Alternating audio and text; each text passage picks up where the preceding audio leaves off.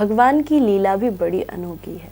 अधिकतर देखा जाता है कि भगवान के अति प्रिय भक्तों का जीवन बड़ा ही कष्टयुक्त रहता है, बड़ा संघर्षपूर्ण रहता है। नेत्रहीन नन्हा सा बालक घनघोर जंगल में अपने प्राणों को हथेली पर लिए हुए बैठा है। हमें चिंता नहीं उनकी, उन्हें चिंता हमारी है। हमारे प्राण के रक्षक सुदर्शन चक्रधारी हैं।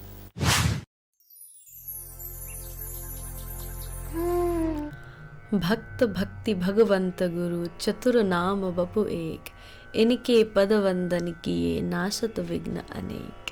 संतन निर्णय कियो मति श्रुति पुराण इतिहास, भजबे को दो ही सुघर कै हरिदास।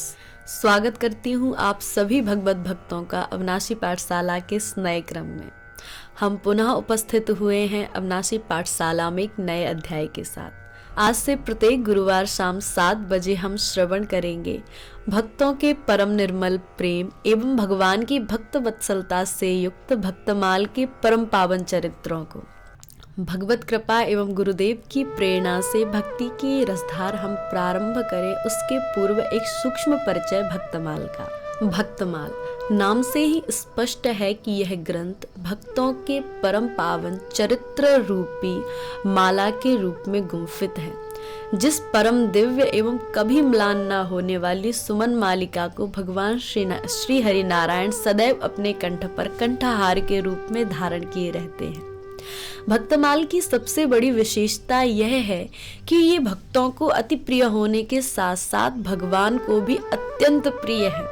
कुछ संत तो ऐसा भाव देते हैं कि भगवान अपने नित्य धाम में भक्तमाल का निरंतर स्वाध्याय करते हैं, और वास्तविकता में यदि देखा जाए तो भक्तमाल के वास्तविक श्रोता भगवान ही हैं। भक्तमाल जैसे अद्भुत ग्रंथ के रचयिता हैं श्री नाभादास जी।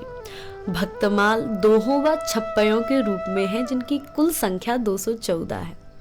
कहते हैं किसी भी ग्रंथ की महत्वता एवं महिमा उस ग्रंथ के रचयिता के व्यक्तित्व के ऊपर निर्भर करती है। भक्तमाल के प्राकट्यकर्ता श्री नाभादास जी का जन्म कर्म दिव्य था, इसी कारण भक्तमाल भी एक दिव्य ग्रंथ के रूप में प्रतिष्ठित हुआ है। श्री नाभादास जी के जन्म पर यदि सूक्ष्म प्रकाश डाला जाए तो श्री नाभादास जी का जीवन बड़ा ही कष्टयुक्त रहा है। भक्तमाल के टीकाकार श्री प्रियादास जी भक्ति रस बोधनी में नाभादास जी के प्रारंभिक जीवन का वर्णन करते हैं। नाभादास जी का जन्म सुप्रसिद्ध हनुमान वंश में हुआ था। भक्तों के हृदय पर राज करने वाली भक्तमाल के प्राकट्यकर्ता श्री नाभादास जी बचपन से ही नेत्रहीन थे। भगवान की लीला भी बड़ी अनोखी है। अधिकतर देखा जाता है कि जो भगवान के अति प्रिय जन होते हैं उनका जीवन बड़ा ही संघर्षपूर्ण होता है। एक ऐसी ही दुखद घटना घटित हुई श्री नाभादास जी के साथ। चूंकि नाभादास जी जन्मांध थे, इसीलिए अपने पिता का इनको अधिक प्रेम प्राप्त नहीं हुआ, परंतु माँ तो माँ होती है। इनकी माँ इनको बहुत प्रेम किया करती थी, लेकिन जब भीषण अकाल पड़ा तो ना चाहते हुए भी हृदय पर पत्थर रख करके इनकी माँ को घनघोर जंगल में इनको छोड़ के आना पड़ा। जाको राखे साइयां मार सके ना कोई। 5 वर्ष का नेत्रहीन नन्हा सा असहाय बालक इस घनघोर जंगल में प्राणों को हथेली पर लिए हुए बैठा था। परंतु कहते हैं ना, हमें चिंता नहीं उनकी, उन्हें चिंता हमारी है। हमारे प्राण के रक्षक सुदर्शन चक्रधारी है। दैवी योग से पयहारी श्री कृष्णदास जी के शिष्य श्री कीलह देव जी एवं श्री अग्रदेव जी का उसी मार्ग पर आगमन होता है। और कहते हैं ना, संत हृदय नवनीत समाना। जैसे ही इन संतों की दृष्टि इस 5 वर्ष के नन्हे से असहाय अनाथ बालक पर पड़ी, घनघोर जंगल में अकेला भटकते हुए देख करके ये दोनों संत उनके पास जा पहुंचे। नेत्रहीन देख करके संत श्री कीलह देव जी का हृदय भी द्रवित हो गया, और अनायास ही श्री कीलह देव जी ने अपने कमंडलू से अंजलि भर जल लेकर के जैसे ही इस नन्हे से बालक के नेत्रों पर छिड़का, तो ये बालक भी आज संतों की कृपा से अभिभूत हो गया। संत और भगवंत के परम लाडले श्री नाभादास जी को प्रथम दर्शन ही संतों का प्राप्त हुआ।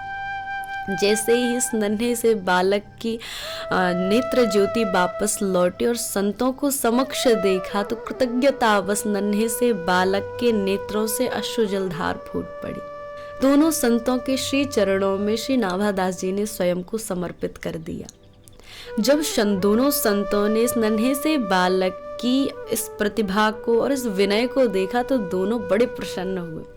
बालक को अनाथ एवं असहाय जान करके दोनों संत इन्हें अपने साथ ले आए। जयपुर में गलता नामक स्थान है जो कि संत और साधु सेवा के लिए प्रसिद्ध है। अग्रदेव जी के मन में विचार आया कि जीवन के वास्तविक लक्ष्य की प्राप्ति के लिए एवं भगवत प्राप्ति के लिए संतों की सेवा अत्यंत आवश्यक है। इसी भाव को मन में सहेजते हुए श्री अग्रदेव जी ने नाभादास जी को संतों की सेवा में लगा दिया। श्री अग्रदेव जी ही नाभादास जी के दीक्षा गुरु भी हैं। कीलह देव जी की आज्ञा से श्री अग्रदेव जी ने ही नाभादास जी को गुरु मंत्र प्रदान किया और गुरु दीक्षा के उपरांत इनका नामकरण किया गया तो नाभादास जी का नाम रखा गया नारायण दास। एक बार की बात है, गुरुदेव श्री अग्रदेव जी मानसी लीला में संलिप्त थे एवं श्री नाभादास जी बड़ी तल्लीनता के साथ उनको पंखा झल रहे थे। तभी एक घटना घटी। अग्रदेव जी के एक अन्य शिष्य उसी समय जल यात्रा कर रहे थे एवं जहाज पर सवार थे। तभी एकाएक उनका जहाज भंवर में फंस गया। अंतिम समय निकट जानकर शिष्य ने भयभीत होकर प्राण रक्षा हेतु गुरुदेव का स्मरण किया, जिससे गुरुदेव की श्री सिया राम जी की सुंदर मानसी लीला से एकाएक चित्त हट गया।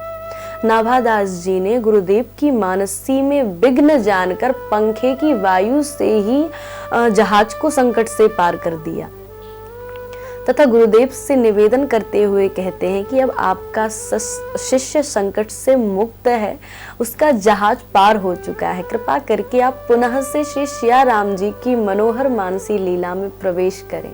नाभादास जी के शब्दों को सुनकर एकाएक गुरुदेव ने नेत्र खोले, अचंभे से देखते हुए कहा, अभी कौन बोला? नाभादास जी विनय युक्त वाणी से कहते हैं, वही गुरुदेव जिसको आपने बचपन से शीत प्रसादी दे करके पाला है, उसी शिष्य ने निवेदन किया है। लोचन उघारी के निहारी कयो बोल्यो कौन, वही जौन पाल्यो सिथ दे दे सुकुवार सो। नाभादास जी की इस आश्चर्यचकित कर देने वाली क्षमता को देख करके गुरुदेव बहुत ही प्रसन्न हुए। मन ही मन गुरुदेव ने अनुमान लगाया, संतों की जूठन प्रसादी पाने से ही श्री नाभादास जी में ये अलौकिक क्षमता प्रकट हुई है एवं उन्हें दिव्य दृष्टि प्राप्त हुई है। तभी श्री अग्रदेव जी नाभादास जी को आज्ञा देते हुए कहते हैं, आज्ञा तब दई है भई तो पे साधु कृपा उन्हीं को रूप गुण कहो ही भाव को। तुम्हारे ऊपर संतों की कृपा हुई है, अब तुम उन्हीं संतों एवं भक्तों के परम पावन चरित्रों का और अपने भावों का वर्णन करो। भगवान श्रीमन नारायण तुम्हारे हृदय में विराजमान होकर के भक्तों के दिव्य चरित्रों का उद्घाटन करेंगे। तब श्री नाभादास जी ने अपने गुरुदेव की आज्ञा को शिरोधार्य करके भक्तमाल की रचना की। नाभादास जी के पूर्व जन्म को लेकर के अनेक दंत कथाएं प्रचलित हैं। एक किंवदंती के अनुसार कहा जाता है कि श्री नाभादास जी ब्रह्मा जी का ही अवतार है। एक बार जब भगवान ब्रजधाम में कृष्ण लीला कर रहे थे, उस समय ब्रह्मा जी को भगवान कृष्ण के भगवान होने पर संदेह हुआ। अपने संदेह को दूर करने के लिए ब्रह्मा जी ने एक युक्ति सोची और एक योजना के अनुसार भगवान श्री कृष्ण के गोचारण कर रहे सारे गो ग्वालों, गायों, बछड़ों का अपहरण कर लिया और ब्रह्मलोक ले गए। और भगवान तो मायापति हैं, तत्क्षण ही भगवान ने अपनी माया से सारे गो ग्वाल, बछड़े, गाय सब प्रकट कर दिए। ब्रह्मा जी ने जब देखा कि वही गोप, ग्वाल, गायें सब ब्रह्मलोक में भी हैं और भगवान श्री कृष्ण के साथ लीला भी कर रही हैं, तब ब्रह्मा जी का मोह भंग हुआ एवं क्षमा याचना करते हुए भगवान कृष्ण के पास आए। लेकिन भगवान कृष्ण ने उनको क्षमा नहीं किया, क्योंकि कहते हैं ना, जो अपराध भगत कर करई, राम रोष पावक सो जरई। भगवान हमारे सारे अपराधों को क्षमा कर सकते हैं, लेकिन जो भगवान के भक्तों को भगवान से दूर करता है, भगवान उसका अपराध कभी भी क्षमा नहीं करते।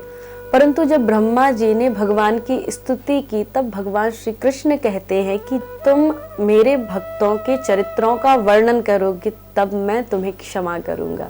इसी कारण ब्रह्मा जी का अवतार हुआ है श्री नाभादास जी के रूप में, और श्री नाभादास जी ने भक्तों का चरित्र वर्णन किया है भक्तमाल में।